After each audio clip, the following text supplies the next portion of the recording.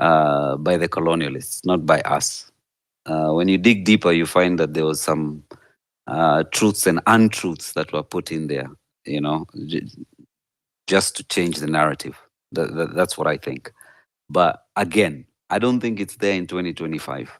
If you go to a Gen Z and you ask that question, hey, you're a Kikuyu, do you hate Luo? He'll probably have to think about it for a while before he can give you an answer, because they don't have it. They don't have it. And I'm so happy that it's not there anymore. It's just like racism. Racism is there, but nobody cares anymore, you know. But we can't say it's not there. It's there, but these days nobody cares no more. So tribes are a good thing. It's your culture. You can't run away from it. You can't be ashamed of it. You are. That's where you came from. Politically, yeah, it plays a big part. It plays a big part, but I don't think in this one, in this coming election, if we get there, if we get to an election, I don't think it'll play a part, because nobody can explain to me why Gen Zs are gravitating to a 70-year-old man. You get me? That shows you, like, there are no boundaries, there are no lines that we're putting. We're just trying to get the job done. Over to you, Leon. Thank you. Let me. I'm It's here over for some time. to Jeffrey. Risasi, yeah, Risasi, please go on and then just raise your hand so we can actually have some order, and it's easier for us to spot you. Thank you. Risasi, take the mic.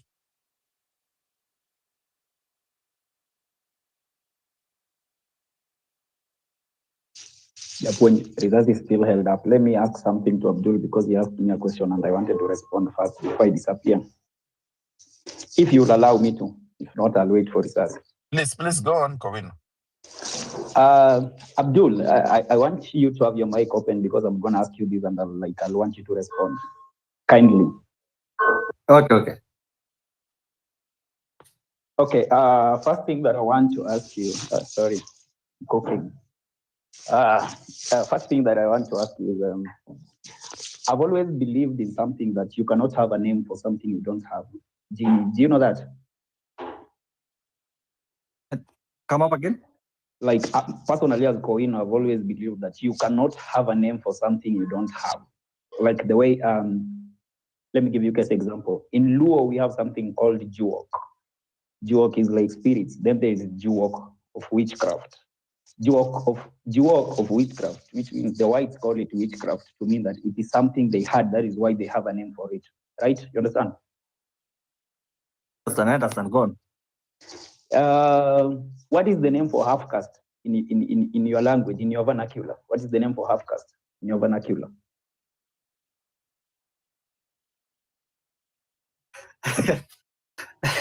That is an interesting question anyway. So yeah, Gen Z, yeah? Okay, Gen Z. Yeah, basically for us, okay, for us, yeah, we have a name.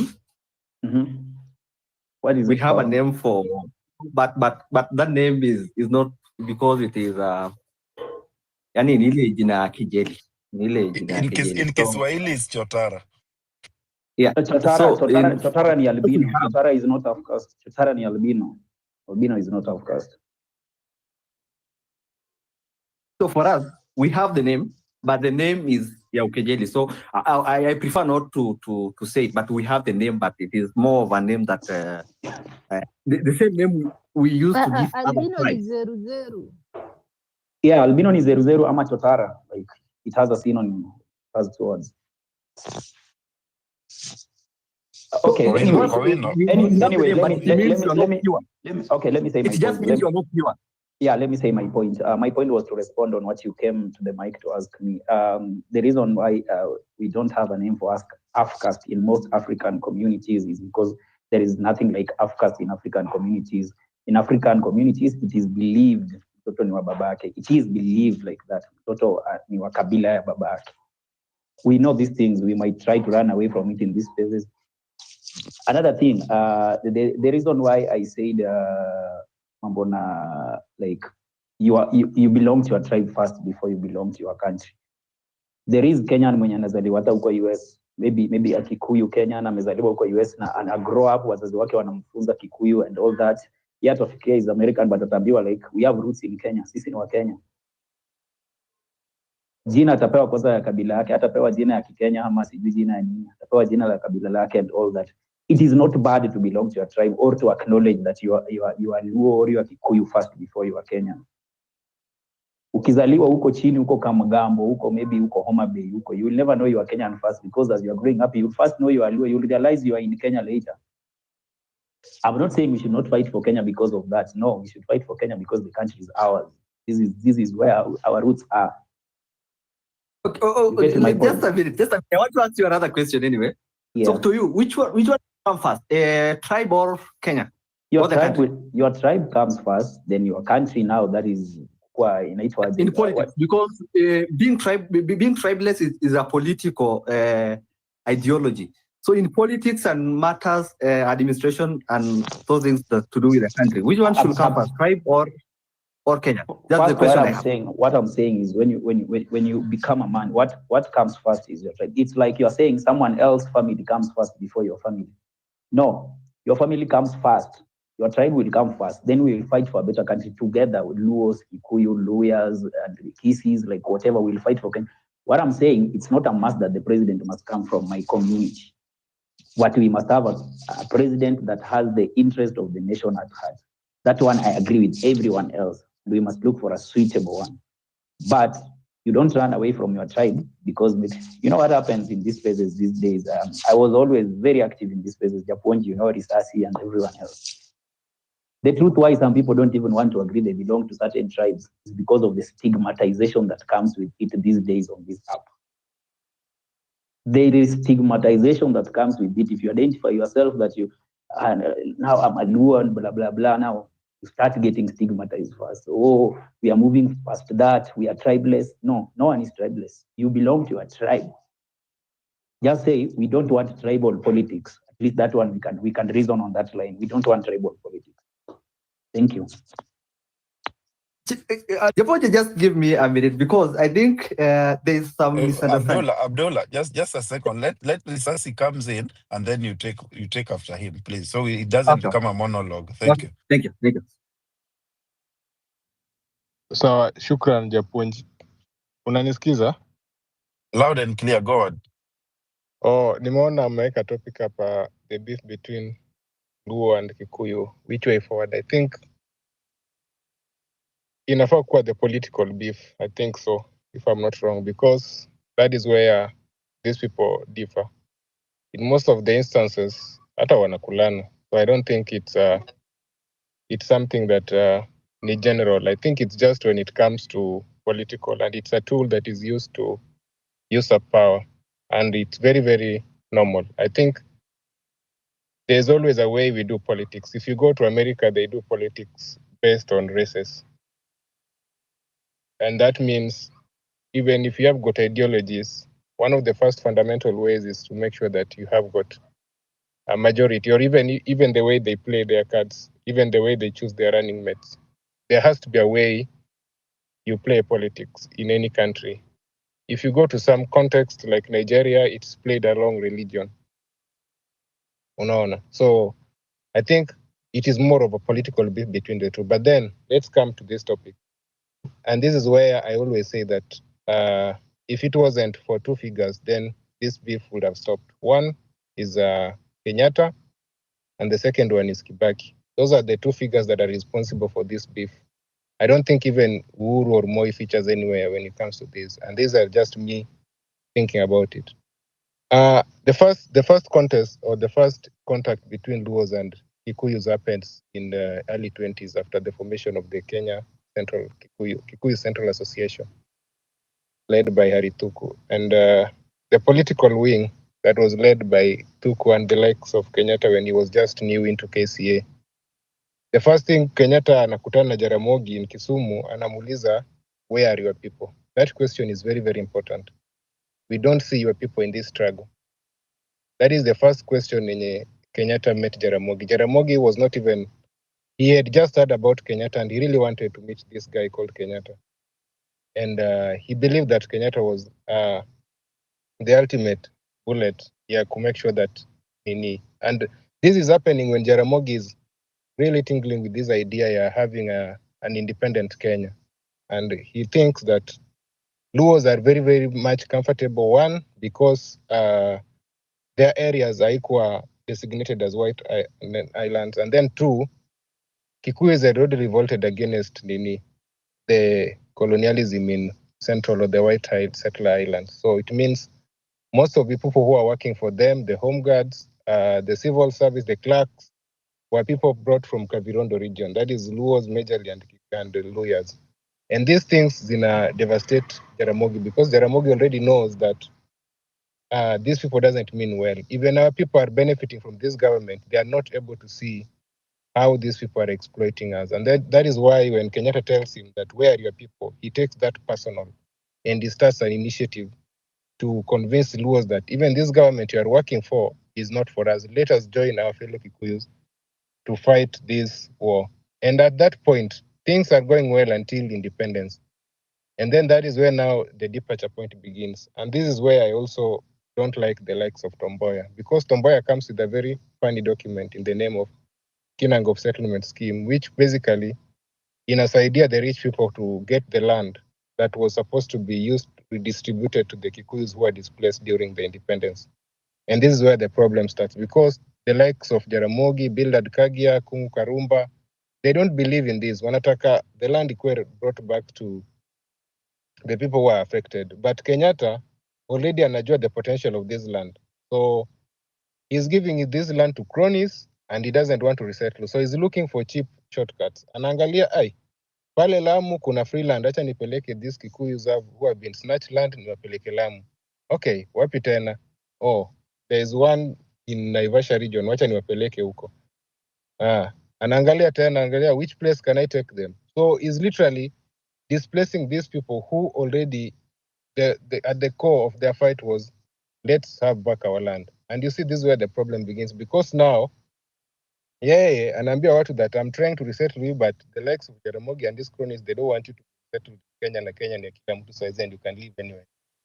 But that is not true, because land is very, very emotive and people are attached to land. And this is even in areas like Coast. In Coast, we had got a problem, and it's still there, the problem here, absentee landlords. You find that somebody, he has been born in this village, he grew up in this village, the grandfather is buried and he can see the grave, but the land anaambiwa si yako, ni ya mzungu, because hiyo land ilichukuliwa time ya colonialism, wakapea mzungu after independence akahama akaenda UK. Now the title deed and everything iko na mzungu huko, but the land hapa, the guy anaona hii ni land yao, he can see the grave of the grandfather. This is where issues zinaanza kutokezea. So when things get bad, Kenyatta now started using hii mafia yake to antagonize Jaramogi and the co. And this is where now problems inaanzia, because now people, he manages to convince Kikuyus that Jaramogi is the problem, but no, he is the problem, because people wamepewa land, whites wameenda, there's a way to buy this land. Jaramogi was that these lands we should because ukisoma papers za Jaramogi, he says that his biggest worry towards independence was, how are we going to convince our people that they have to work for this government to work? Because the people had the idea that, okay, Mzungu had the privilege. So if this person goes, we are going to get their cars they have, we are going to get the jobs they have, we are going to have the money they have. And this is not true. They have to work for it. He has to convince that we have to set schools, we have to hire clerks, we have to go to school, we have to find a way of making this colony sustainable. And this is the problem now, because watu wanafikiria that, okay, wazungu wameenda, now things are going to be new. And this is the somehow what the ina confuse nani anatumia this to confuse his base, because to them now he easily says that mimi najaribu kujenga nchi, but Jaramogi and the KAU wanajaribu kuharibu nchi. But that is not entirely true. So this problem inaendelea, and then at some point now kunakuwa na hii mentality that, okay, if you are in government, then we can be like we can be like the British. And I say hope to the Kikuyus, and that is why now hii kitu na kabisa. But then suddenly, as fate will have it, nani anakufa, Kenyatta anakufa, and Moi comes in. Now kila mtu anasafa. Whether you are Kikuyu or you are Luo, everybody suffers. And then tunapata a moment in 2002. This 2002, literally everybody unites against Moi, except the Kales. And then at that point, we were very hopeful, by the way. Every Kenyan was very hopeful. In fact, wanasema, there was a study walikuwa wanasema Kenyans were the most hopeful people in the world at that point yenye Kibaki came to power. And then it reverts back to what Kenyatta was doing. That One is what second, Kibaki does. Risasi, before you move to Kibaki, I just have one question for you. I remember that time Kenyatta supported way back, we go back a few years, Kenyatta supported a willing buyer, willing seller model for land distribution. And who do you think benefited from this willing buyer, willing seller model for land distribution? Because you had to purchase the land, yeah? We have seen old government adverts, the old newspapers, when they advertise for lands. But Odinga wanted radical land reforms to address the historical injustices for equitable distribution across all communities. So what's your take on that? No, don't fall for willing buyer, willing seller. That's a term that was coined by Uhuru when he was trying to defend his family's acquiring land. That's not true. That's not true, your point. At the independence, we had what we called the Kinangop Settlement Plan. I don't know if that's the right name. Go and read about Kinangop Settlement Plan. And the architect of that plan was Tom Mboya. The whole idea was that these people are selling land. The British are selling land. The amount they are selling land, this land is supposed to go to the native, the African, and particularly the Kikuyus who have been displaced in the greater Nyandarua area and generally the white settlement area. So you are talking about selling this land back to the people who don't have got any viable means of income. Remember, most of the income was from working for these people who have just left. And now you are charging them or you want them to pay for the land. So Jaramogi was for the idea that these people cannot afford this land. The best we can do is that whatever they have, they contribute it and then they buy a land, kama a sacco, and then it's divided among them and then they'll be paying kidogo kidogo. But Kenyatta was that no, you have to buy this land for you to get it. And that means that anybody who had got financial power could literally buy a whole acre of land. That is one. Two, at the moment, the policy that was controlling land was called the Kenya Lands Ordinance Act, the Crown Land Ordinance Act. In this Ordinance Act, it basically means that the colonial government, under the leadership of the Crown of England or the Crown of United Kingdom, was the sole owner and distributor of land. In other words, Queen ama King angekuambia that ile land kutoka Ahero hadi Kericho ni yako. And that was in the constitution because we were guided by the Crown Ordinance Land Act. So that means even whatever Kenyatta did at that time, not even before tukuje kwa Kenyatta, the protectorate or the colony had got that power to kupatia land and you can use it the way you want. And now the stupid thing that happens after independence is that instead of kuchange Crown Ordinance Land Act, what we did was basically to change the name. Mali kuna king or queen or the monarchy, tunatoa tunaweka president. So effectively, the president had powers to distribute and allocate land. And that is how Kenyatta ends up with huge tracts of land, courtesy of that Crown Ordinance Act. That is why that it's very, very hard to pin them down because they literally used a bogus constitution in the colonial constitution to get that land. And these things have been very, very well documented. If you go and read the first chapters of Ndungu Land Report, you'll learn about it. And the situation is even worse in Coast. In Coast Province, we have got something known as the 10-mile coastal strip. The 10-mile coastal strip is very, very interesting in that your land walipatia the crown of the Zanzibar, the king of Zanzibar, who was where there was agreement that Zanzibar Arabs were not supposed to be displaced by the colonial government. In other words, they were taking care of that area in respect for the colonial government and they will not interfere with them. So I need you to go and look for that one. But generally, problem ya land and the Kikuyus being displaced was engineered and sustained by Kenyatta. Otherwise, without Kenyatta, and this is where even ukiangalia at some point, Kenyatta wanted to take Kikuyus to Lambwe I Valley. have a question for you. I have a question too. I thought the problem between the Kikuyu and the Luo was that Kenyatta alichukua uongozi yenye Jaramogi alikuwa anastahili kuchukua. It's not true. No. Sikusikii vizuri Leol. No, okay, let me put it. Risasi, Leol is asking, did Kenyatta one take the leadership of the country that was supposed to go to Jaramogi? No, hajauliza hivyo. Japonji, you've diluted that question bana. She's asking that, was that the reason the Luos and the Kikuyus like were on a beef? Is it because she thinks that the Luos and the Kikuyus have beef because Kenyatta alichukua power that was meant for Jaramogi? Which of course the answer is no, but the question is for research, so let him answer. No, I think let us get this clear. Tunafaa kusoma history yetu majamaa. Tuache nini? Tuache kucheza na history yetu. And that is why I think these spaces are very important. When it comes, what my teacher taught me in primary school.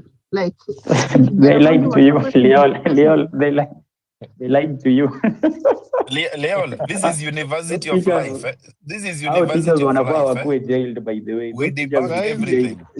Your best teacher should be Grok na ChatGPT. That teacher is the one who's brewing the animosity. He was telling you that so that the animosity can continue. He was lying to you so that the hatred can continue. Let me keep quiet. Okay, Risasi, yeah. The mic is yours. Risasi, try and take 3 minutes, and then we have Abdullah's hand up. He has a question, and then after that we go to Jahoma Bay, and then Mzalendo. Thank you.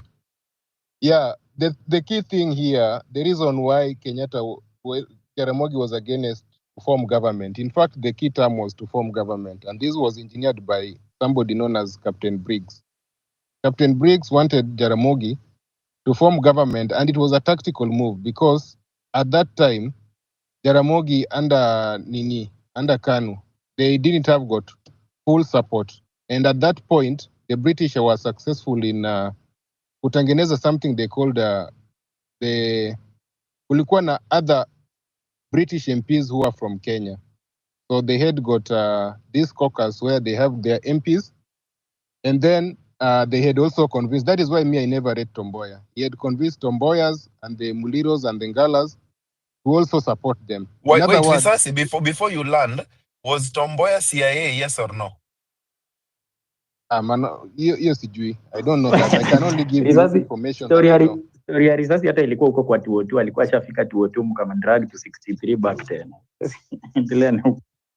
I cannot comment on kitu sijui, but the thing ni hiyo government, the reason why Jaramogi denied that government was because hakuwa na support. So in other words, ingekuwa government yenye he could not do anything in parliament, and the parliament was going to be controlled by the British colonial MPs who had also already convinced Somalis and Maasais that hii kitu si yenu, hii kitu ni ya Wakikuyu na Wajaluo.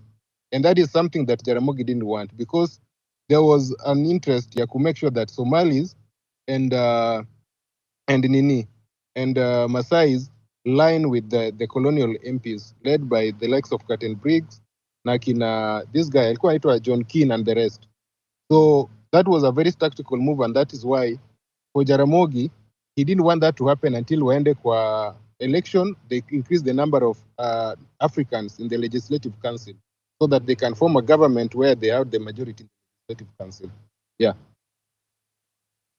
Thank you, Risasi. Please stay on the speaker. Let's move to Abdullah and then Jahoma Bay, George, in that order. Please raise your hand so we know you need the speaker. Thank you. Okay, thank you, Japonje. I just wanted to explain something about being tribeless. Yeah, being tribeless does not mean you disown your tribe. It only means that your tribe, or your tribe, when you are making decisions that are political, you do not vote someone simply because the main reason is that they come from your tribe. Or when you are hiring manager somewhere, you do not hire your people, or you hire on merit. The other thing, it is I still do not understand how a tribe comes before the nation. I do not understand it, and it should not stand, because you do not pay taxes to your tribe, you pay taxes to Kenya. The other thing is that when you are unemployed, you do not blame your tribe when you are unemployed. You blame the country, Kenya. When we are discussing national issues, we are not discussing tribal issues, right, or tribal cocoon issues. So when there is bad governance, you blame the country or the leadership of the country that consists of everyone. You are not consisting. You are not going to now to criticize your tribe. When you have a job or when the economy is going very well, your taxes are being used, you give praise to the nation. You don't give praise to your tribe. We have one anthem. I don't know the anthem of where I come from. I only know local.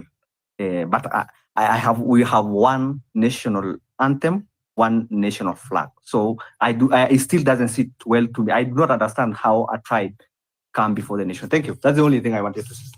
It is Thank you, called Abdullah. institutionalization. I just wanted to use one word. It is called institutionalization. Thank you, Job. Or indoctrination, or being indoctrinized. Anyway, as I bring in George, I lost my line of thought, but George, the mic is yours. Come on. Yes, thanks, Jabonji. There's some clarification I wanted from Risasi, man. He's given us a very good history lessons with facts and figures.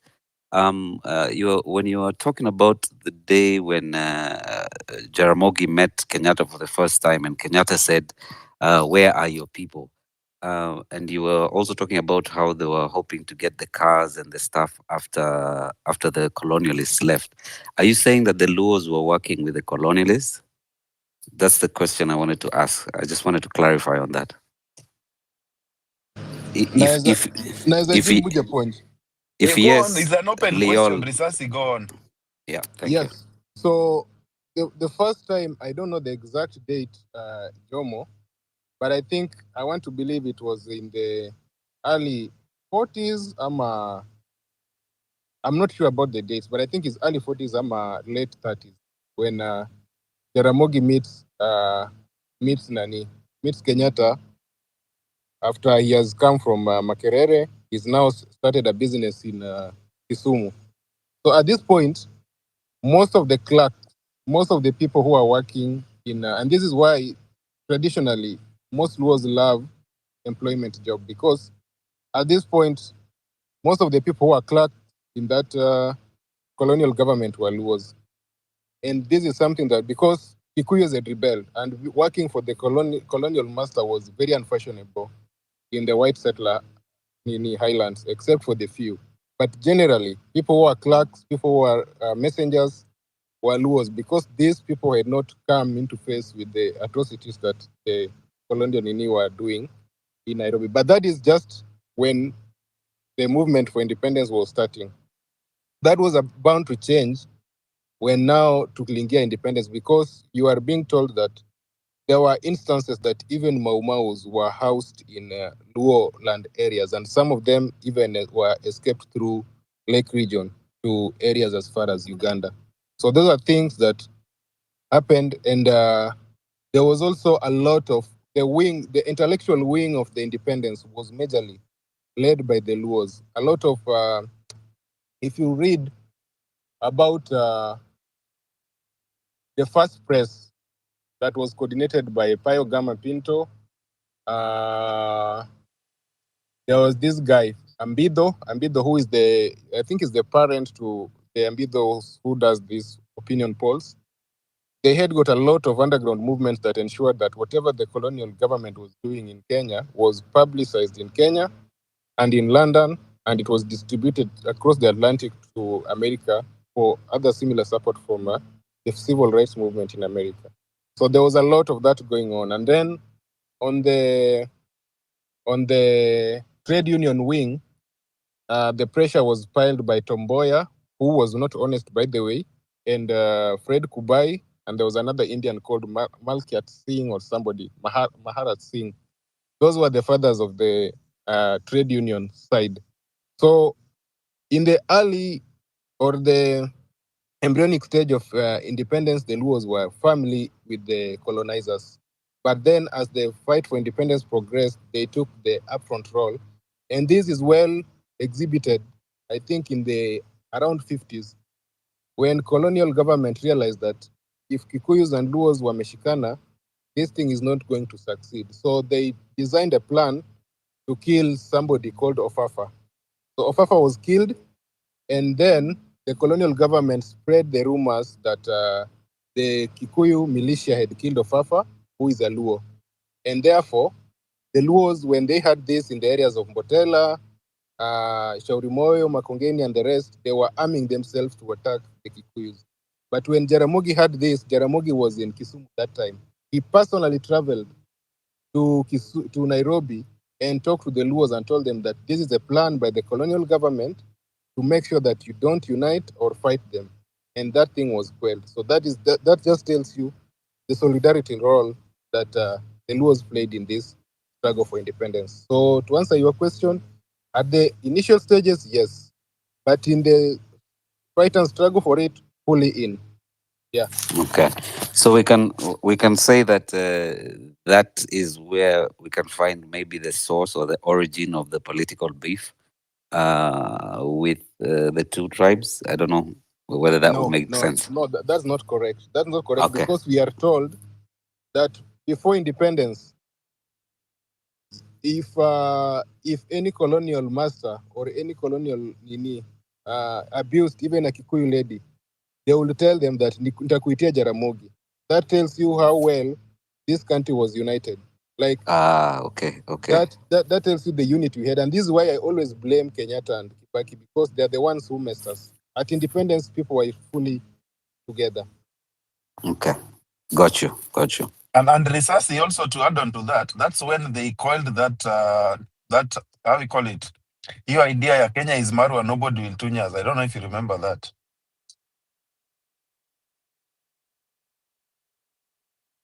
The mic goes to Jaumabe and then Mzalendo. Thank you so much, Leol, Justice Japonji, and I'm very happy with the kind of discussions that are going on here. And to be honest, I think the where I wanted to start with is what Professor has answered very well in terms of when did this beef start.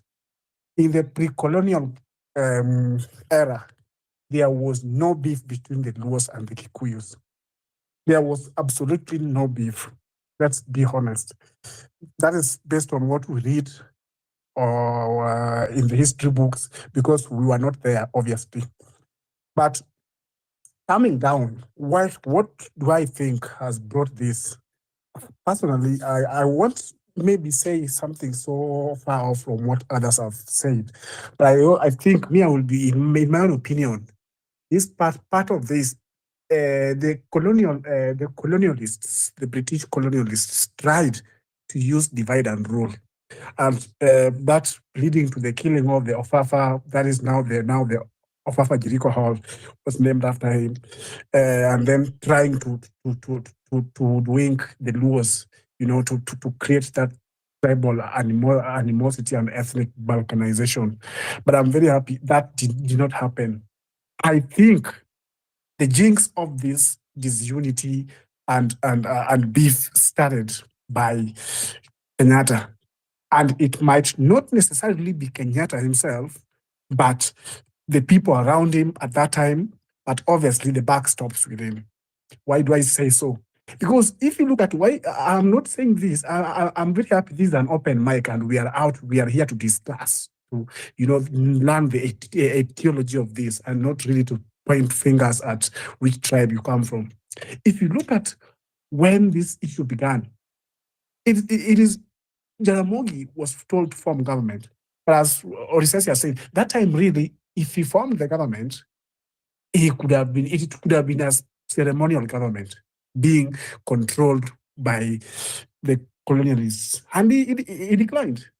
Nakasema, no Kenyatta, no something, which definitely translated to no Kenyatta, no government. And Kenyatta is, in fact, he even said that Kenyatta was, I don't know, leader. Some word I've just forgotten there, was, I don't know, something designated leader. And the fact that he did not want to form government, I think that was a very good move. He wanted to ensure that every Kenyan is united, every Kenyan is out of detention. And I think where hell broke loose was in the 1966, when the people around Kenyatta and the Kenyatta and the people around him said no. Now they really wanted to neutralize Jaramogi, and that led to the 8 provinces. It was the 8 deputy presidents, and that led to Kenyatta. Jaramogi resigned from government, and that is where the war began. And obviously, we know how politics have been in this country. I think, for me, if I'm being brutally honest, there has not been really a time when Kenya has been free from politics. It has been issues on and on. But I think that was the first episode where this animosity began. And then, this had just happened in 1966. 3 years later, Tom Mboya is murdered. And Tom Mboya, many people loved Tom Mboya, to be honest. Many Luos loved Tom Mboya. And not just Luos, many Kenyans in general. He was a very nice gentleman. I think he died at the age of around 38, 39 there. And very many people feared him as well, especially the people around Mzee. And you all remember when he was with Martin Luther King. I can't remember which year was that, but he was with Martin Luther King, John F. Kennedy. There were 4. I remember it was him, Martin Luther King, and John F. Kennedy. And his international recognition and everything earned him enemies and in equal measure. And he was very, very popular as well. So his murder. And then when you all remember what happened during his funeral, how many people were shot dead, and this thing has been brewing like this. And then there's something you people also, I don't know whether I came late, maybe I know you have touched it, basically, because I think when I joined, you are having very insightful, very nice discussions. I think you've touched on it. The oath that now said, no, the presidency should never leave here. These are some of the things that brought this, or maybe they tightened, they added, they catalyzed, they added salt to this, and this ensured that this is very, very strong. And for me, I will not blame Moi per se, because I don't really think, I've read history maybe, but if I try to reflect, I don't really think Moi did maybe made it worse, but I would point fingers at Kenyatta era and Kibaki era. Because I think if you look at the presidential elections in 1997, Moi won not because he was popular. Moi won because the opposition was disunited. That is how Moi won that election. Why? Moi, I think, had 1.9 million votes. Matiba, who was, I think, second, had, I think, 1.3 or 1.4 there. Mwai Kibaki had also 1 point something, and then someone else. Was it Raila or someone? I think Raila had almost... Yeah, Jaume, 1 second. Jaume, you're right. Moi used to win with 40% of the... Yes. Almost 40%. Go on. Yes. I think Raila, there were 4 candidates. Moi, Matiba, Mwai Kibaki, and someone else. I think it could be Raila, who had over 1 million votes plus. So if you look at these 3 candidates, excluding Moi, they were all opposition. 2 of them were from Mount Kenya. So if you look at these 3 put together, Raila, Matiba, and Mwai Kibaki, if they came together, it could have been an election that the ECK could have done nothing about it. They couldn't have managed to rig it. But Moi won. Then that's how Moi maneuvered. He managed to maneuver, divide and rule. But then after that, the opposition realized, no, the only way that we can be able to deal with this person is to put our differences aside and sacrifice. And why that brings me to the part where I said it was according to me, it is Kenyatta and Mwai Kibaki that made this now worse. Kenyatta did it, and during the Moi regime, for me, it cooled down. And we had an opportunity to end this completely. But Kibaki. Those 24 years of Moi, it really cooled down. But Kibaki, my guys, Kibaki came, and now in 2002, Raila was supposed to back Nyachai. Raila was supposed to back Nyachai up to the last minute. Raila akakuja akasema Kibaki tosha. And what was the agreement? I hope we all remember the agreement. Raila was supposed to be the prime minister, if I'm not wrong. Raila was not supposed to be the minister of roads and blah blah blah, which he was given by Kibaki. Raila was supposed to be the prime minister. That was the inked deal. Kibaki, after winning, and Raila campaigned for Kibaki. In fact, I am a big critic of Raila now.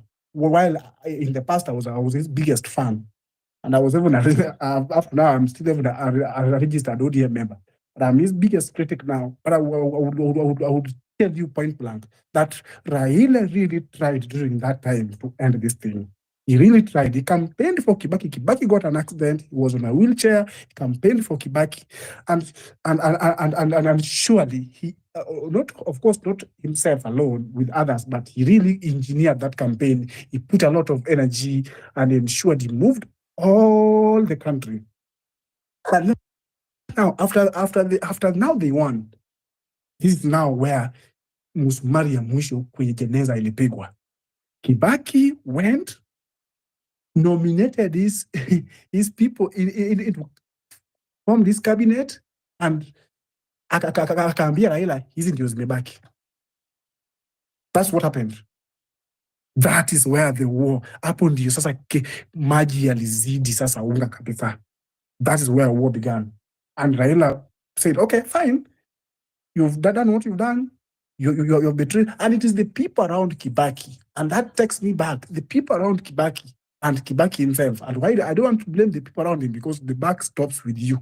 If I am the president now, I should not blame other people if I don't deliver or if people are being killed. It is the buck stops with me. I sleep in my house with my wife. So one second. So Jaume, as you land, what should be the way forward? So let me just land in 20 seconds. So after that, now coming into, we all know what happened in the 205. This just recently, 205, how things went, how banana and the orange, how we got here, how the elections of 207 went up to now. So for me, another nikimalizia pia Japonji ndio I come to the way forward. Kuna watu pia hapa lazima ni point out. They have really misled the people. If you heard what Leon asked, that question, Leon was told that according to him, what brought the animosity is something else. Jahoma, I'm not him.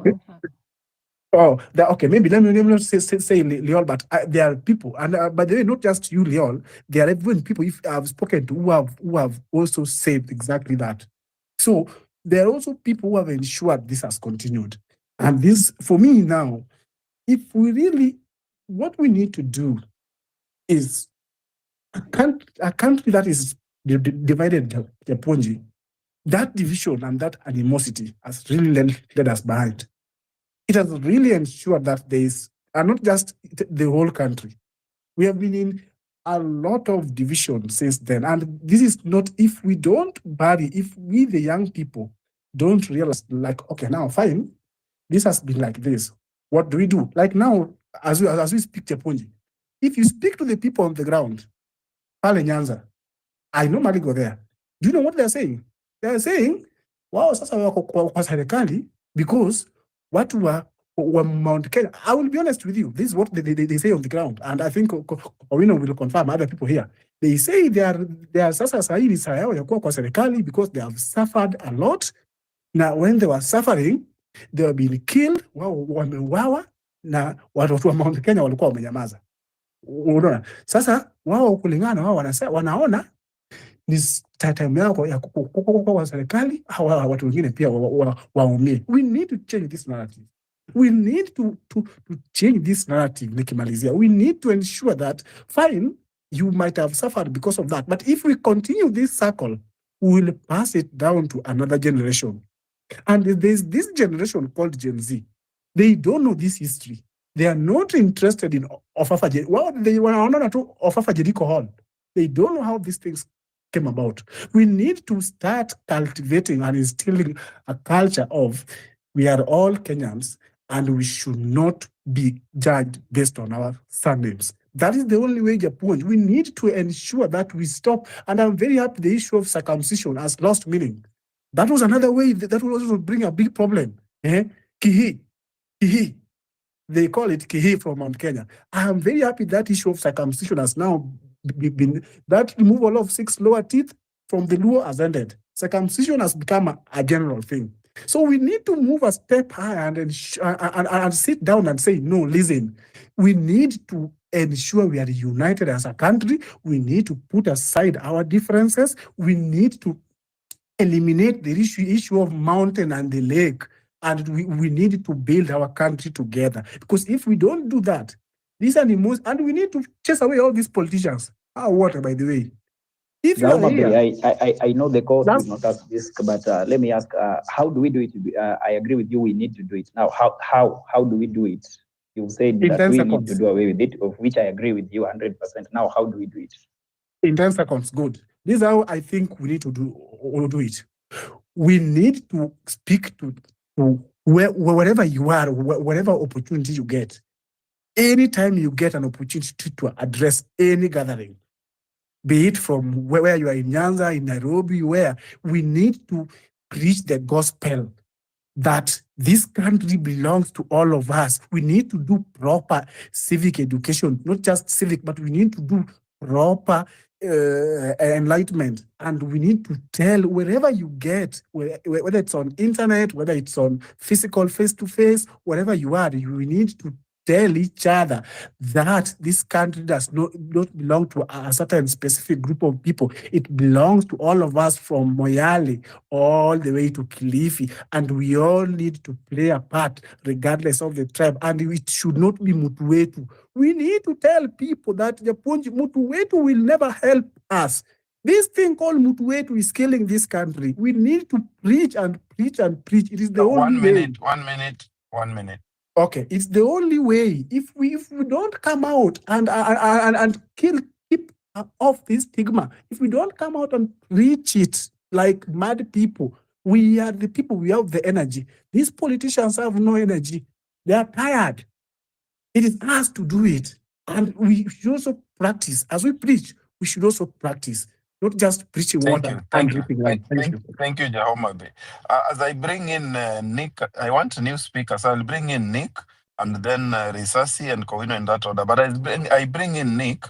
Nick, do you think that if the mountain people, they decide, or the Kikuyu decide to get rid of Grigadi, and the Luo also get rid of Raila, do you think that these things will go back to default?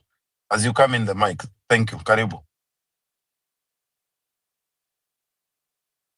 Okay, thank you, and I really appreciate to be engaging you in the space. And my name is Nick Morgan. I'm also an incoming member of County Assembly, that is in Kajiado North, and I'm in a ward, around Rongai, same space. So you can just ask yourself the same question again. Maybe I didn't hear well. I was asking you as an outsider, you don't belong to the mountain, neither do you belong to the lake. Do you think if the Luo people compromise on Raila, like they stop following Raila, and the people from the mountain or the Kikuyu, they stop following someone like Rigathi, do you think there will be like a peace talk between the two? As you take the mic, please go on. Yeah, I think there will be a peace. There will be a peace talk, because what we need in this country is unity. Is unity, and especially at this tough time. These are very tough time. The Kenyan politics. In history, because right now I'm just seeing a repeat of 1997, nothing else. And that repeat of 1997 pains a lot.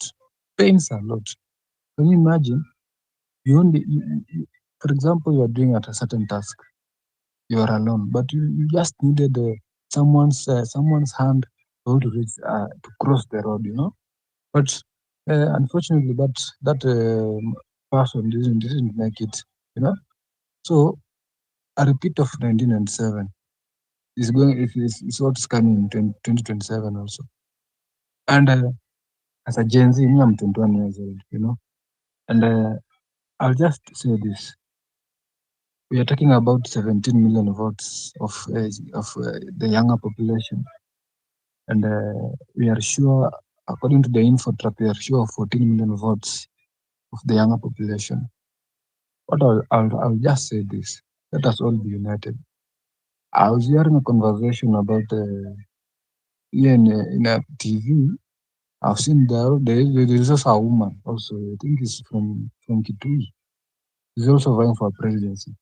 Now we have Salasia, we have this woman, we have Maraga, we have Matiang'i and the battalion, we have I can see also Moses Kuria is coming.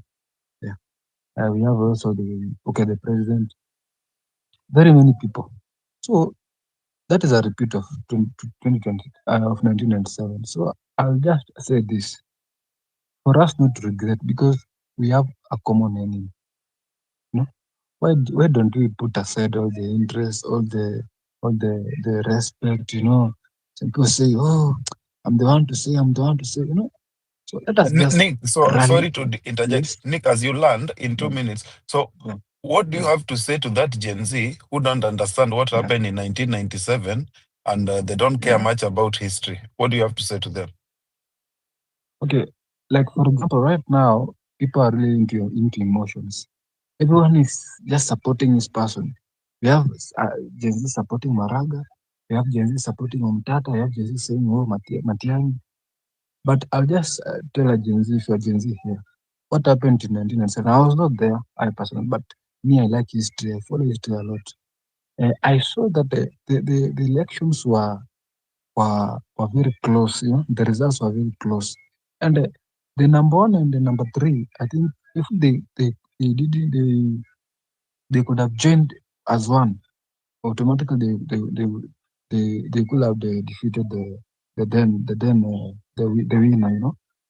So if you are Gen Z right now, please, if we have decided and we have identified a true leader, a true hero, who is going to liberate this country, regardless of the tribe, regardless of the opinions and whatever emotions.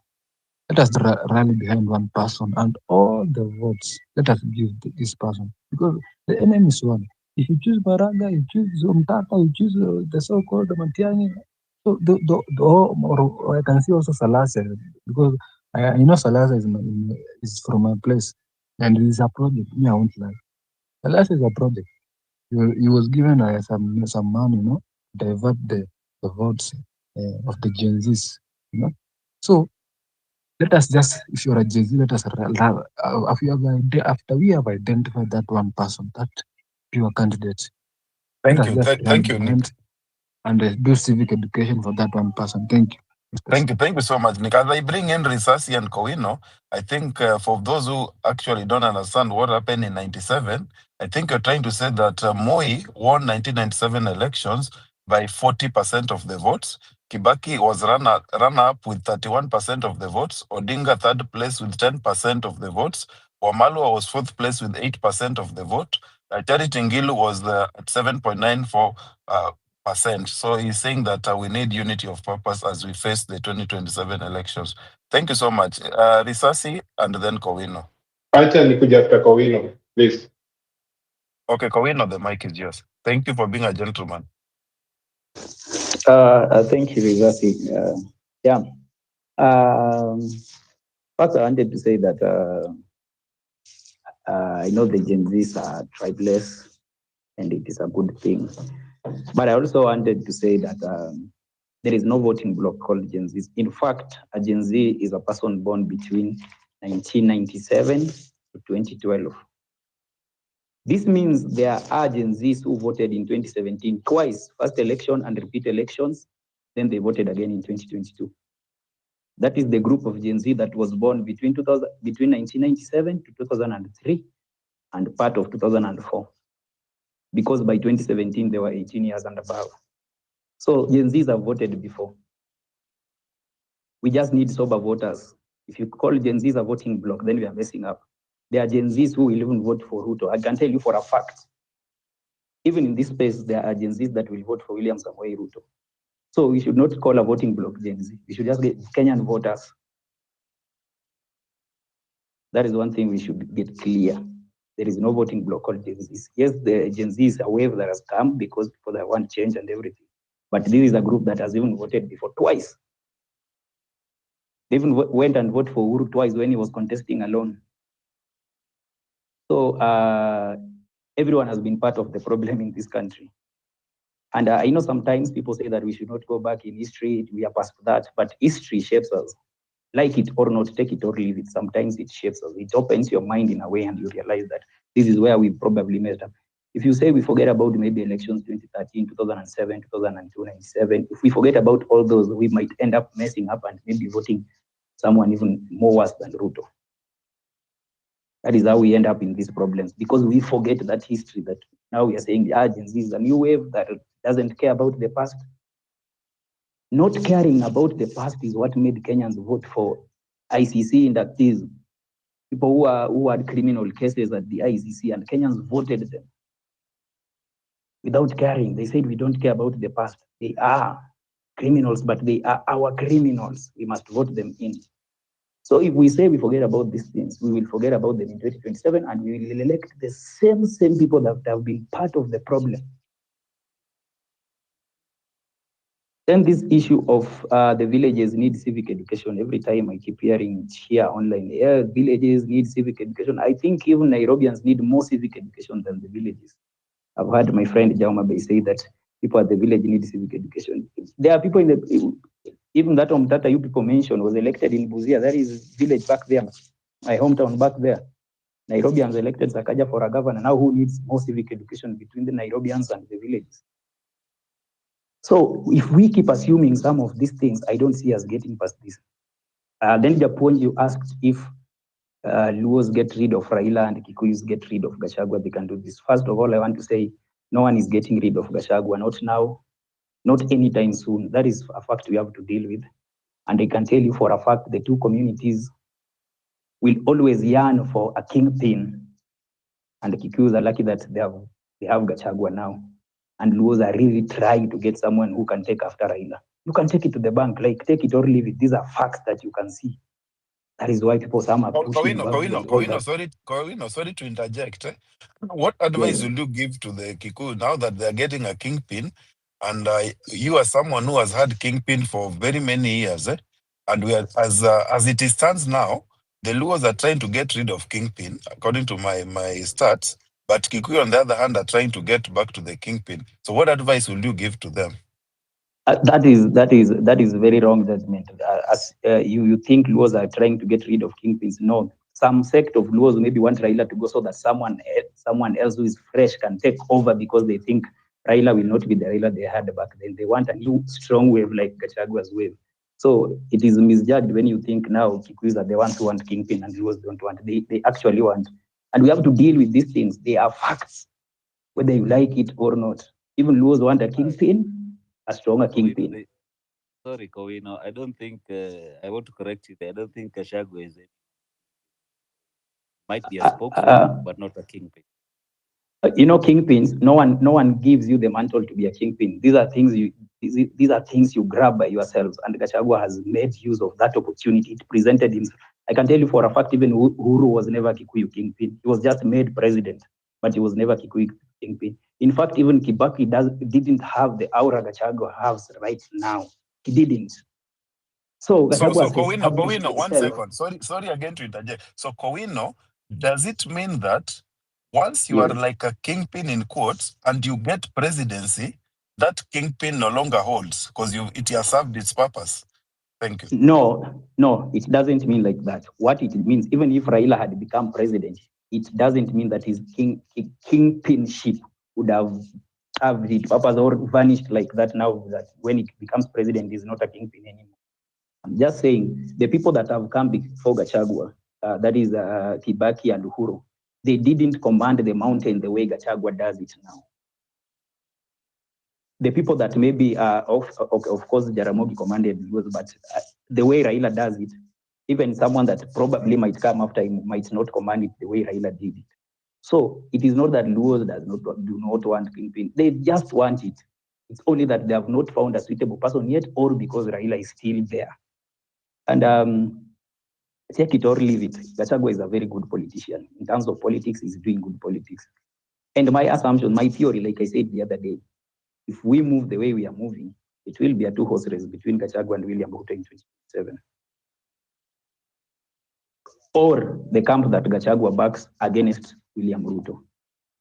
Because the tribeless faction, the Gen Z voting bloc, is undecided. Some want Matiang'i, some want Maraga, some want Omtata.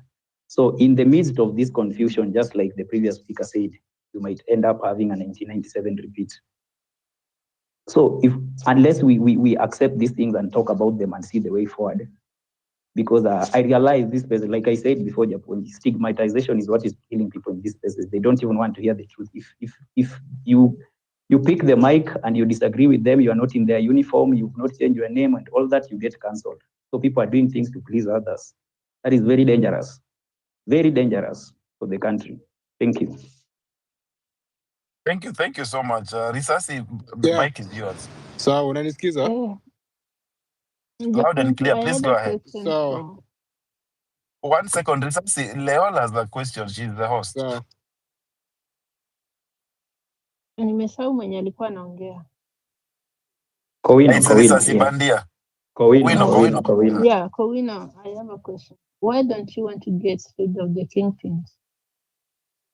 I've not said I don't want to get rid. This is just how politics is moving and how it's playing. It's not me. This is not even about me as Kowino. Me personally, I cannot even decide to remove Raila from Kingpinship or endorse someone else. Like, this is not something you give someone that I say tomorrow Japonji will be a Luo Kingpin. Tomorrow Leol will be like maybe Kisi Kingpin or where. It doesn't happen like that. You just come like your own wave and you take over, and people feel like this is the one showing us direction. The people feel back at home. That is how people feel when you go back there. Would you like Babu Owino to be the new Kingpin of the Luo community? Me, I want leaders to work for the country. I just want leaders to make things work.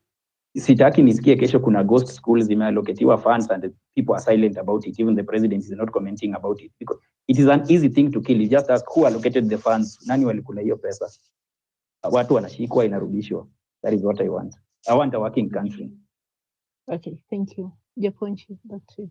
Risasi, the mic is yours. So, shukran Japonji, and I think I just addressed the first part. Now I'm going to talk about which way forward.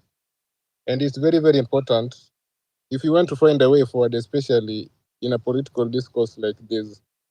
I think the first thing we have to be is be honest with ourselves. You can't afford not to be honest with yourself if you want to move forward. And the truth of the matter is that I don't think it's high time that people we should just face things as they are. Kowina has talked about Gen Z and somebody banking on Gen Z. And I just want to add on what Kowina said. The oldest Gen Z was born in 1997. That means in 2015, that Gen Z was 18 years old. Anybody who is 18 years old in Kenya can have an ID and probably is registered as a voter. So therefore, it goes without saying that Gen Zs voted in 2017 twice for Ruto twice, and then they voted in 2022. So that is something that that is a fact that we have to agree with. It might be the number of Gen Zs who voted were less, but then the truth is that they voted. So if you are expecting any magical numbers in 2027, then it goes without saying that you have to register massively for those who never voted in 2017. But to think of it that some miraculous Gen Zs are going to come over and then vote a Willow out, then you are not thinking like somebody is going to a battlefield. You are thinking as somebody who has already won, and that's a problem. Now, you have also vindicated Gen Zs that they don't care about history. The point. the cost of ignorance is very steep. If you don't want to read about the history and you say you don't care, then it will punish you. You see, you cannot give an excuse that I was born in 1997 and I don't know what happened in 1996 because I wasn't born then. That's a problem. I've just talked to you about vitu za independence. Mi hata sikuwa nimezaliwa. These are things that you just read them. Eh? You have to study, like, you have to study your enemy, prepare adequately if you are going to war. You don't just think that, okay, vitu they are going to line up. No. So to kuongea that, oh, they don't care about history, yeah, it's fine.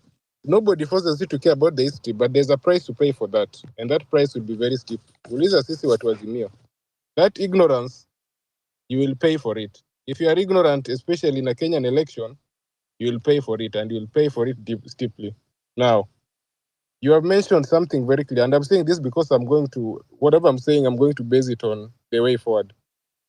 You have mentioned something that the Mount Kenya gets rid of Rigiji, and the Luo Nyanza get rid of Raila Odinga. You see, you are mentioning these things as if it's a knob or a switch to be turned on and off.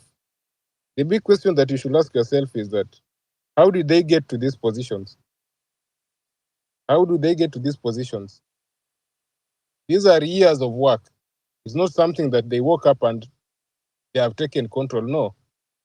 There's an effort that has gone to it. And therefore, if you are trying to deconstruct that or you want to turn it off, then equally, you have to be you have to do something very, very revolutionary or something that is very radical. And that is why I will say that if you ask me what's the way forward, honestly, my honest answer, and because I said honestly, I don't think if Gen Zs can remove Awilo through ballot, it's a war in vain. I don't think so. One, the configuration of Gen Z is not meant to get power through ballot or a voting process. That is something that, it's an opinion, by the way, it's not a fact. But I just think that the configuration of Gen Z doesn't allow them to take power through voting process. One, they don't have got a political party. Two, they can't take command from a central point. That means the best way for them would be to get power through revolution or a movement. But organizing a political party and taking power through it, I don't think so. I don't think so. Just look at... One second, Risasi. What would you say to someone who believes that Gen Z will have the highest registration of voters, amounting to almost 14 million, which will make up to 60% of the registered voters for the first time in history in Kenya? What would you say to someone like that? Now you will have to add me 1 more minute. So no, take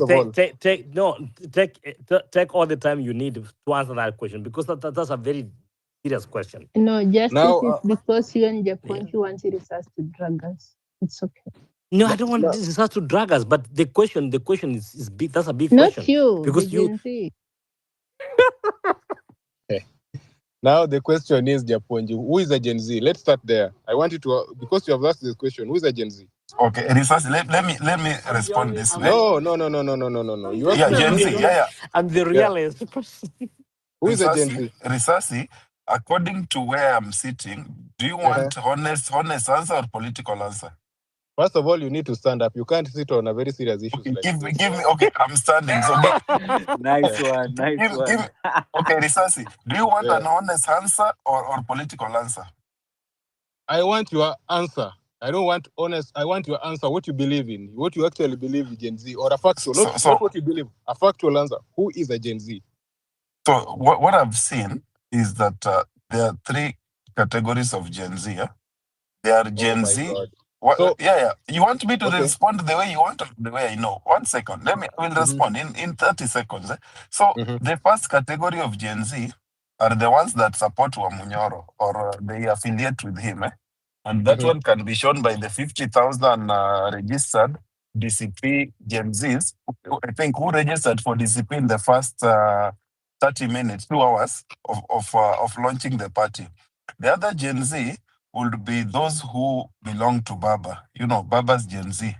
And we have this is honest. And then now we have that Gen Z, organic Gen Z now, that they know what is going on. They are neither affiliated to Rigathi, nor Matiang'i, nor Raila. You know, they are the people that we say are tribeless, and they advocate for this protest, the genuine Gen Z. So those are three categories of Gen Z. So I don't know which Gen Z you want to address, but go ahead. Thank you. This question you could have answered is easily by just telling me that Gen Z is basically somebody who is born between 1997 and 2012. Is that true or not true? No, there's Gen Zote. Gen Z for me is Gen No, Zote. but Gen Z research is, these are poor people who are deluded. They don't even have Justice, this are we talking hang about on a facts? second. Are we talking about facts? Are we talking about facts or things we assume? No, we are talking about real story. So, and then I'm glad Western is here, because Western, I'm so sorry. I had a quote. Western, I was waiting for you to come over and answer a question I have, but I had a quote issue that okay. So Leol Nyamaza, can I respond something quickly? Let me finish Very my quick point one. and then Justice, let Risasi finish, and then you come over, please. Let Risasi finish the submission. Okay, but I want Risasi to know that the Gen Zs are like these younger people. I appreciate them, by the way. They might vote for me in the next election, but they are like really have no money. They're like poor. Justice juzi nilikununulia okay. Let me finish. Go Let ahead, me finish up Risasi. the point. I Risasi, think go on. The mic is yours. Risasi, go on. Yeah, by the time I'm done, I'm hoping to convince you that who Gen Z is. So Gen Z is somebody who is born between 1997 and 2012. In other words, Gen Z is a generation that is defined based on age. Hizi vitu zingine zote yenye mnasema, I think it is just you are trying to be convenient for this purpose of discussion, but Gen Z is somebody born between 1997 yes, and 2012. In other words, nikienda Uganda, I will find Gen Zs. If I go to Libya, I will find Gen Z. If I go to Italy, I will find Gen Z. If I go to America, I'll find Gen Z. So let's be clear on that. So with that said, it means that when you talk about Gen Z's registering, we are talking about these people who are between born 1997 to 2012. And by your projection, according to your numbers, Japunji, there are going to be, how many did you say again? 15 million. Yeah, almost 14 to 15 million. Yes. So yep. if we are saying that, then we have to also agree that Gen Zs are everywhere in Kenya. They are not only in Nairobi, they are not only in Kisumu, they are in Seme, they are in Ugenya, they are in Rarieda, they are everywhere. So Gen Zs are everywhere. So if you're talking about Gen Z, they are in you are talking Kisii about and they those won't numbers. wake up to vote. They won't wake up. Yes. So if you're talking about banking on them, Justice, acha kusema secrets zangu tafadhali. So if you are banking on them, then me, if I was a politician. No. Ngoja research ya Nyamaza, then you will come. What's happening? Guys, kindly let Risasi finish, please. Let Risasi finish. Thank you. Joe, and Chapunch. Gen Z is a movement which was Risasi maliza kwanza. Osi, just wait. Lift up your hand. You will get the mic. Okay, Muki, if you decide to describe Gen Z as a movement, then it's fine. But I think there's a price for that too. So let's go on. Way forward. If I was to give you, my opinion would be get the right people using the existing structures. In other words, enda pale Mount Kenya, get the right person under DCP, vote him in.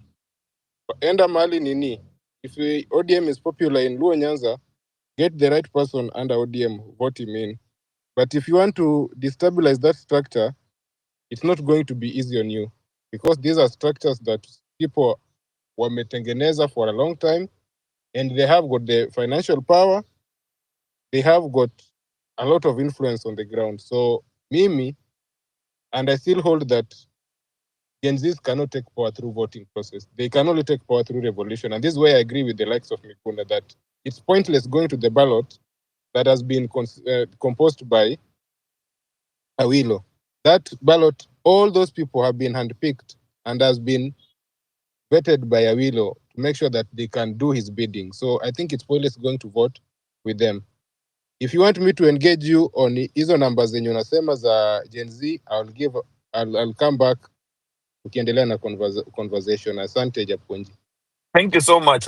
Before Justice, you come in. Wanda is here, and then Dimitri, Hosi, and then Abdullah in that order. Thank you. Thank you so much. I really like the presentation made by Risasi, although all our presentation are based on our personal opinion and how we analyze our politics, the Kenyan politics, and how politics are exercised in this country. Because to me, from where I sit, Gen Z is beyond the age of that age bracket.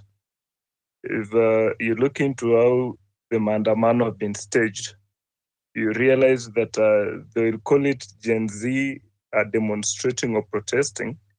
But if you look into those that are protesting, they are actually not within the same age bracket. But you look at these persons calling themselves Gen Zs in the streets, confirming Gen Zs have staged a demo. Then you look into those people. For instance, Boniface Mwangi has always been there vocal, talking of Gen Zs and being, a part of these demos. But this guy is not a Gen Z. Therefore, politically, there are two. There is realistically based on the age brackets. Then there is a political definition of the Gen Zs. Today, when you look into our politics, Gen Z comes in to define a group of persons that are against the government. Only that this group of persons, I'll consider them the youths, not necessarily any person born between 97 to 2012, but all youths that feels like the government of the day is not addressing, the plight is not addressing what they are facing. For instance, you'll find those the graduates that feels like we are out here unemployed. The government of the day is not addressing unemployment. All these people will tell you we are Gen Zs. Therefore, there is a scientific definition of Gen Z based on the age. Then there is a political definition of Gen Z that is societal based, which is happening in the country today. Looking still now into politics, now I will mean that our politics, or how I imagine that our politics are going to be played. Any person in the central region, the Kikuyu community, they will not vote for any person. Any person associated with the government today. Therefore, it doesn't matter whether you are a Gen Z or not a Gen Z. To them, it is a community feeling like this guy used us. Therefore, as a community, they will vote not looking into the qualities of these other candidates, but they'll only vote in out of anger that we are voting against any person that is associated with Ruto as a person and Ruto with his team. Therefore, the Gen Zs and the population in the central region that is locked against the government of the day. I'm looking at ODM as a party that is going to split.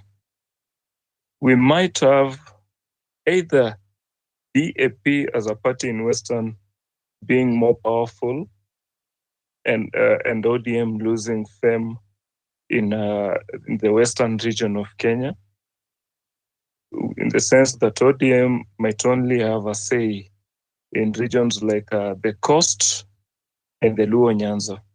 Those are the two areas that I feel like ODM is more likely still going to control. But insofar as the western province or the Luo votes are concerned, there are probabilities of DAP being more strong. And if you analyze or if you're keen with our politics, you'll realize that the language of Boni Khalwari is already changing. The guy is already confirming to you that I'm out of UDA. And therefore, being out of UDA and being against the governor of the day in Kakamega, who is an ODM person, then it tells you that him as a candidate, a gubernatorial candidate in 2027, Kakamega will vie against Fernandez Baraza in a political party that is either DAP or a new formation to which it will not be Ford Kenya, because still the guy is confirming to you that yes, he doesn't have any problem with Mudavadi and Wetangula, but he don't believe in the political lane that they are taking. Look into persons like Sifuna, and Sifuna and the ODM today is a bit distanced from what happens in ODM. Therefore, this tells you that still the party is going to lose some persons or some power in it. Look into someone like Tim Wanyonyi. Tim Wanyonyi is going back in Western to vie for a gubernatorial in Therefore, the party of Western are going to take a shift, of which the only thing that whoever is vying against the president of the day need to do is to ensure that the new formation, if you listen to Boni Khalwari so well, the guy is already leaning on the side of Natembea. Therefore, it Yeah, and then the tells you that team changes the thing, because then what's the guy is gonna lose. The guy for Bungoma is gonna lose, right?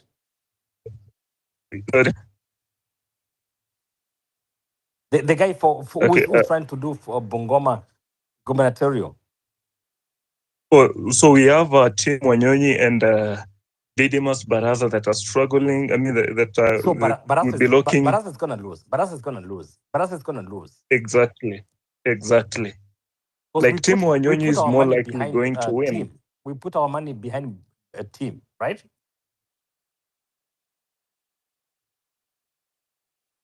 Go ahead, Wanda. I just want to tell you that we are putting our money behind Wanyonyi. In fact, the reason why I feel like Tim is more likely going to win, I'm sure Wetangula is not a fool in politics. This is a brother. The guy will still want to control that region. Let me tell you where I want you to be very, very clear on this. Then what does Tim do? Does Tim go with Ford Kenya? Now I'm trying to throw your mind into a spin, right?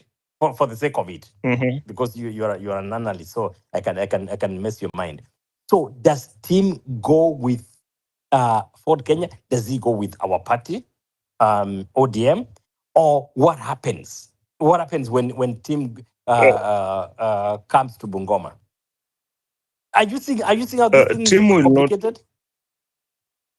Tim will not go with Ford Kenya on this ground. Didymus Baraza is an ally of President Ruto, meaning if Tim Wanyonyi goes with the party who's of ally? his brother, no. The ally of the government is who? Didymus Baraza is a friend of the government. Yes. He's in the government. Okay. So if Tim goes with Ford Kenya and Ford Kenya is in the government, then that is opening a battle between the team that is between Wetangula, Didymus, and the president.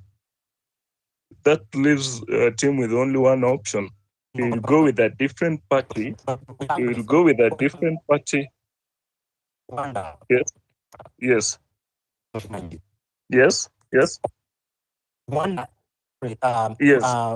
Is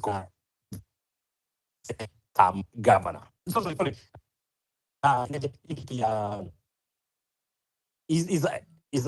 Justice, Wewe Justice, do you understand you are the co-host? No. I know, but I'm trying to have a one. Wewe umetoka kwa topic umerudisha watu Look at this, their hands Justice. up. Look at this, Justice. But what I'm trying to have, what I'm trying to have Wanda land do. in 2 minutes. Wanda, Yes. just land in 2 minutes. Then we have Luzinski and Hosi and Abdallah. Then Justice, we'll give you mic even 20 minutes. I know we're any co-host. Please. Watch out what was the potential topic, please. One last one, Japon. This is the last one. So Wanda, yes. This is the Speaker of the National Assembly, who has completely refused to give up a seat as the Speaker, the Ford Kenya. No. Yes. So what do we do between Ford Kenya and ODM? Please, that's all I want you to answer.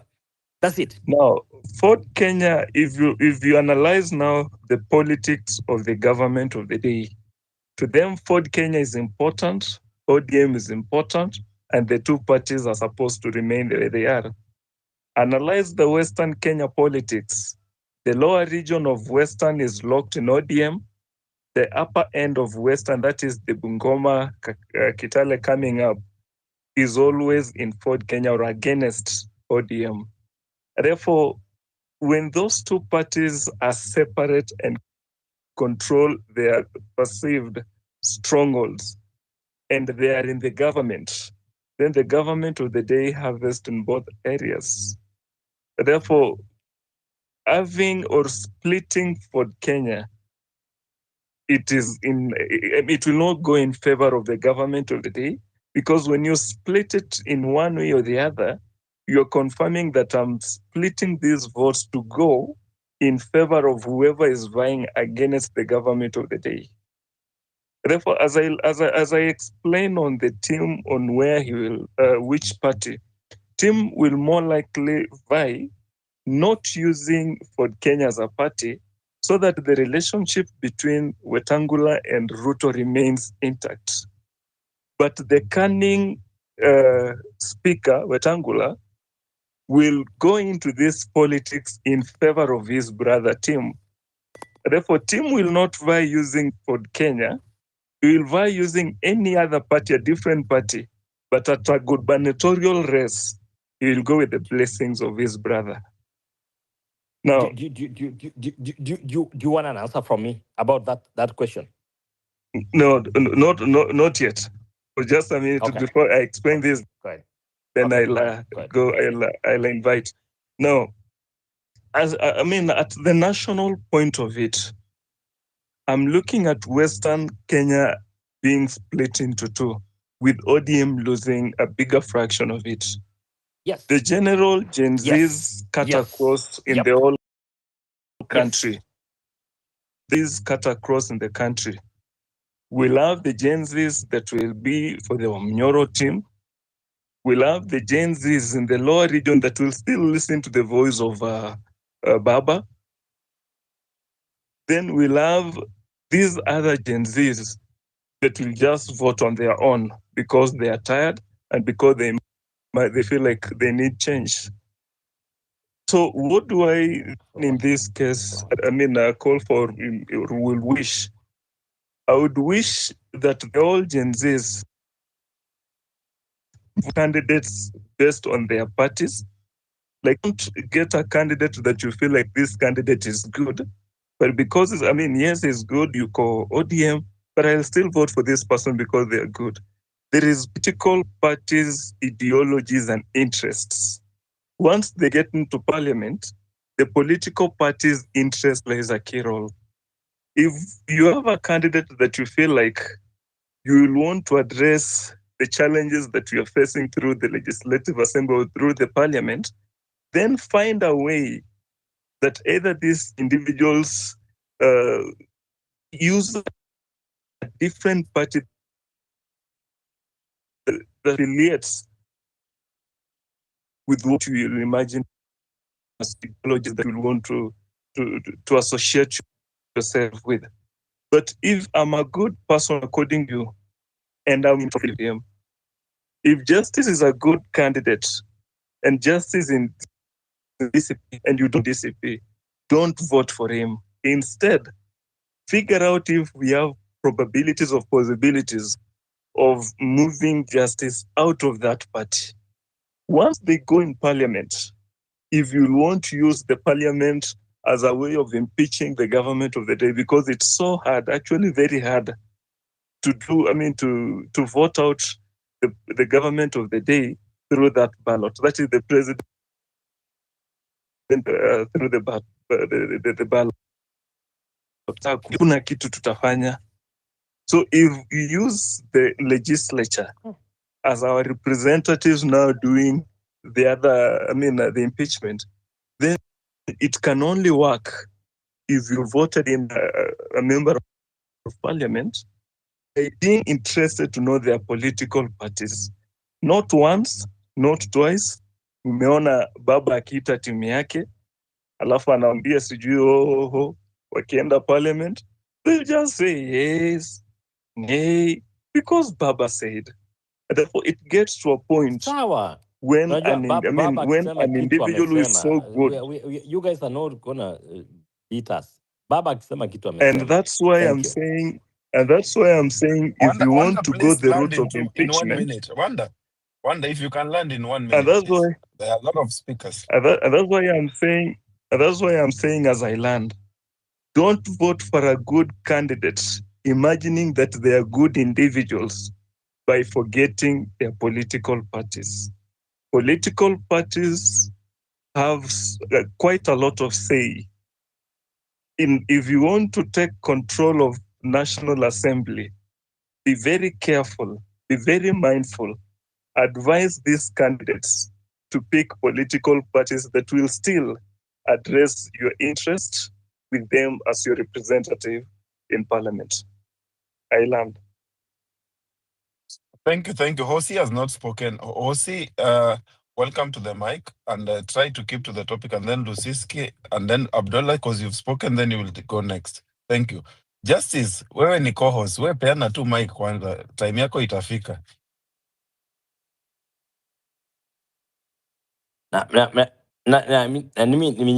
Nimenyamaza Japonji, lakini msiongee bad about Baba. When you talk about Baba, I get agitated. That's my only problem. But you guys, I give you a chance. Please continue, Japonji and Leon. Hosi, don't talk bad Hosi, about please Baba. unmute. Hosi, please unmute and speak if you're on the speaker. Leon, Hosi always comes to the speaker and he doesn't want to speak. I don't know why. So then I'll go to Lusiski. Okay, Lusiski, please take the mic, and then Abdullah. But am I allowed to react if people talk bad about Baba? Am I allowed to react? Nobody cares about Justice. Baba. No, Justice. When you are host, Justice, when you are host or co-host, yes. So, Justice, when you are host or co-host, you take a position based on facts or a neutral position, and you can ask questions based on your alignment. Yeah, welcome. Very good. Lusiski, please go ahead.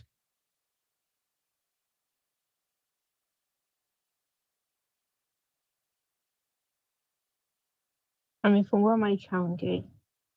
Japonji, can you hear him? That is what I was talking about.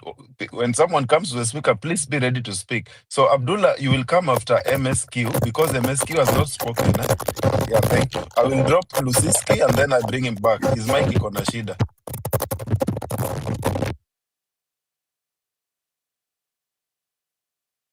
MSQ, please go on. Alafu Abdullah, you come in. Okay, thank you so much. So for me, the reason why you may request the speaker, I wanted to respond to this guy. What was his name? Wanda. No, but are you a lawyer before you talk to Wanda? No, are you a lawyer? It doesn't matter who I am.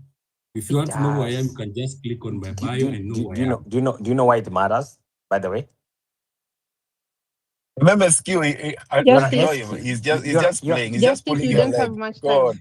to us, Yeah. please. I'm pulling your leg, but are you an SQ? You're an SQ. Are you a lawyer? Yes, I'm a Let's lawyer. work on this. Yes, I'm a lawyer, my Okay, friend. thanks. Karibu. Okay, Karibu. Yeah, okay. there's a reason. Unajua hao watu wengine hawajui why I'm asking that question. Okay, Because I utatuelezea know what baadaye. that means. Hayo utaniambia baadaye kwa inbox yangu huko. Sawa, karibu. Sawa. And thanks for being Actually, the reason why for I being request part this of our mic is conversation. because I wanted to respond to this guy called Wanda. Karibu, I'm actually wondering Go what ahead, this go guy ahead. is thinking by telling us the power of political parties. I mean, munaanza zile stories za Mtainguni. I remember there's a time you could go to watch those videos of Mtainguni and you could actually believe whatever the guy was saying. Ukweli, eh? Don't you guys, if you can remember those stories, eh? Those are the stories this guy called Wanda is giving us here. Now here's the reality. The reality I is used SQ, I was ODM, UDA, or whatever it is, it does not make sense. And I'll give you a good example. Right now, if you were to put these two politicians together, I'll give example. That's Gachagua and Ruto. Trust you me, Gachagua will take the day. Now, in Kenya, politics is about crowds.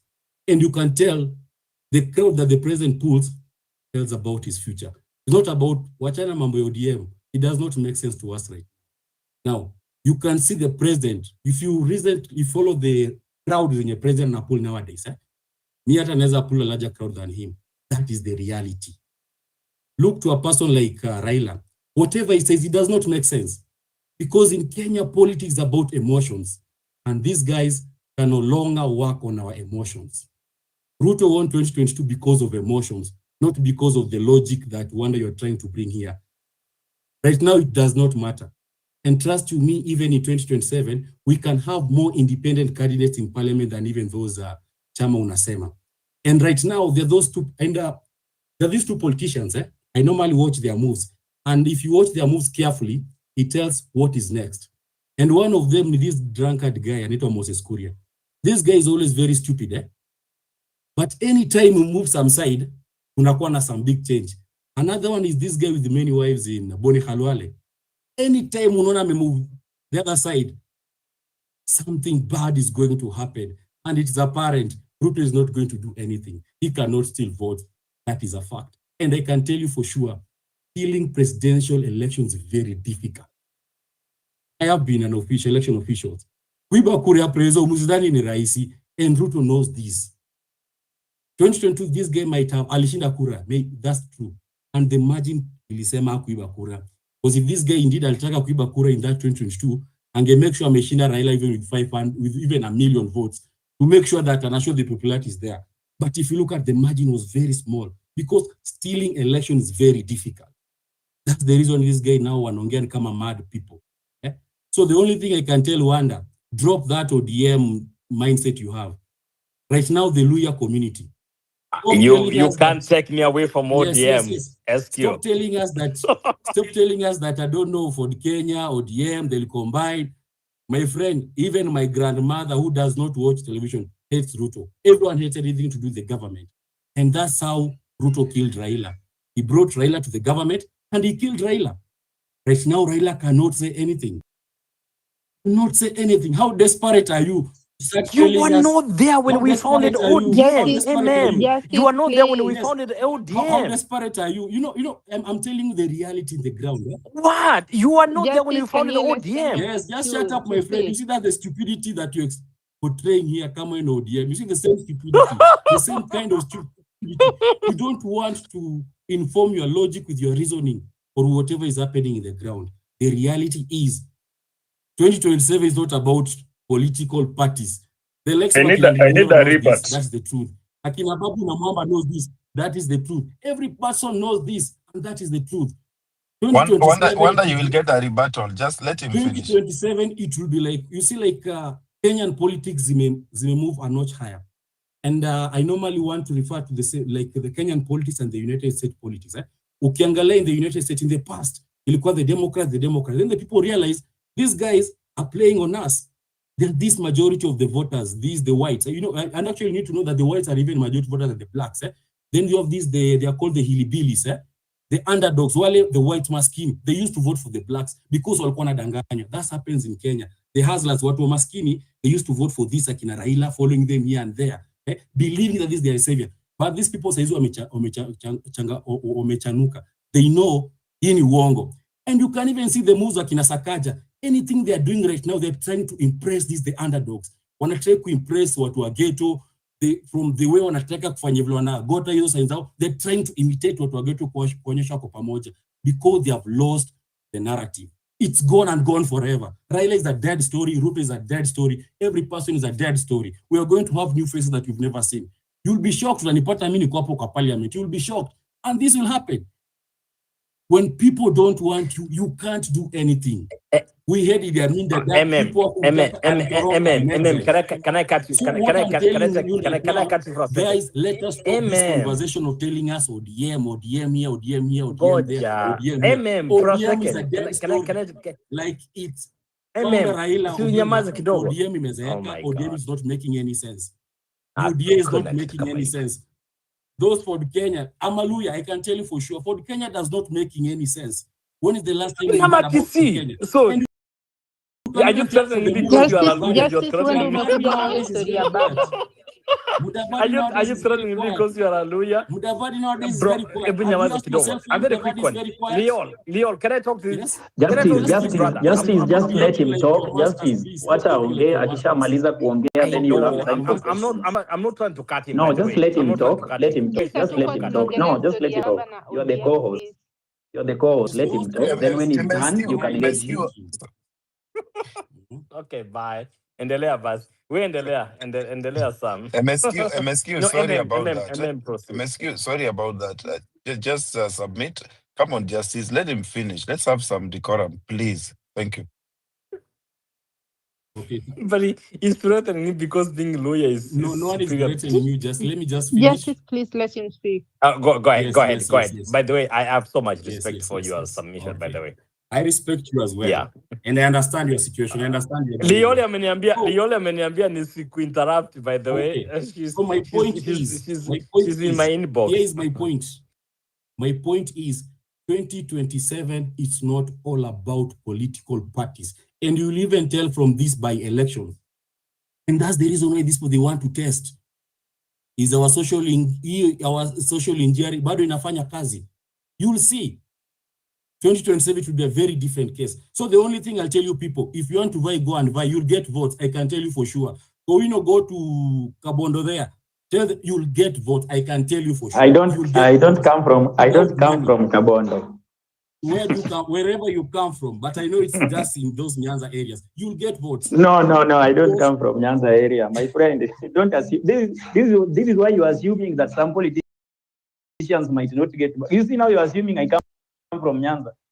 You see, this is number one mistake of Kenyan voter.